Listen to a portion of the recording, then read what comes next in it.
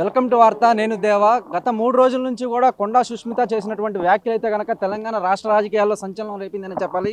ప్రస్తుతం ఇదే విషయంపై మనతో పాటు మాట్లాడడానికి జూబ్లీహిల్స్ ఎమ్మెల్యే నవీన్ యాదవ్ గారు ఉన్నారు. చెప్పండి సార్, ఒక పక్క నుంచి అటువైపు కొండా సురేఖ నా కూతురి మాటలతో నేను విభేదించట్లేదని చెప్తుంది, కానీ పార్టీ మాత్రం సీరియస్గా ఉంది. ఎట్లా చూడొచ్చు? సరే, విభేదించట్లేదంటే ఒక తల్లిగా అంటే కొండా సురేఖ అక్క గారు ఒక గౌరవ మంత్రిగా ఈ రాష్ట్రానికి సేవలు అందిస్తున్నారు. మరి అటువంటి కుటుంబం నుండి ఉన్నటువంటి సుష్మిత గారు పెద్దల పట్ల గౌరవంగా బిహేవ్ చేయాలి. గౌరవ ముఖ్యమంత్రి గారి పట్ల అట్లా మాట్లాడడం కరెక్ట్ కాదు కదా.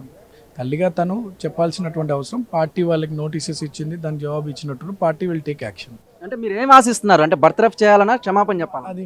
అది పార్టీ నిర్ణయం తీసుకుంటుంది. కాకపోతే ఒక యువతిగా సమాజానికి ఉపయోగపడాలనుకుంటున్న సుష్మిత గారు పెద్దల పట్ల గౌరవంగా బిహేవ్ చేయాలనేది మా యొక్క ఆలోచన. అట్లానే గౌరవ ముఖ్యమంత్రి గారు అట్లా మాట్లాడడం కరెక్ట్ కాదు, తను క్షమాపణ చెప్పాలనేది. సిఎల్పిలో కూడా నిన్న కేటీఆర్ చెప్తున్నాడు 17 మంది ఎమ్మెల్యేలు పాల్గొన్నారని. దాన్ని ఎట్లా చూడొచ్చు?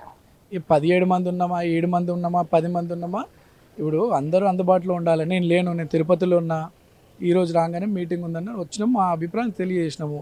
కాంగ్రెస్ పార్టీ గౌరవ ముఖ్యమంత్రి గారికి ఉన్నటువంటి ప్రతి ఒక్కరు కూడా గౌరవ ముఖ్యమంత్రి గారు వెంబడే ఉన్నాం. ఉన్న 66 మంది ఎమ్మెల్యేలు కూడా అన్నకు అండగానే ఉన్నాం, అన్నకు సపోర్ట్గానే ఉంటాం. భవిష్యత్తులో అధికారాన్ని తీసుకురావడానికి పెద్దల గౌరవ ముఖ్యమంత్రి గారు, కాంగ్రెస్ పార్టీ, మహేష్ అన్న వారి సలహాలు సూచనతో ఏ రకంగా కష్టపడి మళ్ళీ అధికారం తీసుకొని దాని ప్రయత్నం చేస్తాం. అంతేగాని వీటి మీద ఈ టాపిక్నే కాదు, ప్రజలకు ఉపయోగపడే పనుల మీద మేము కాన్సన్ట్రేట్ చేస్తాం.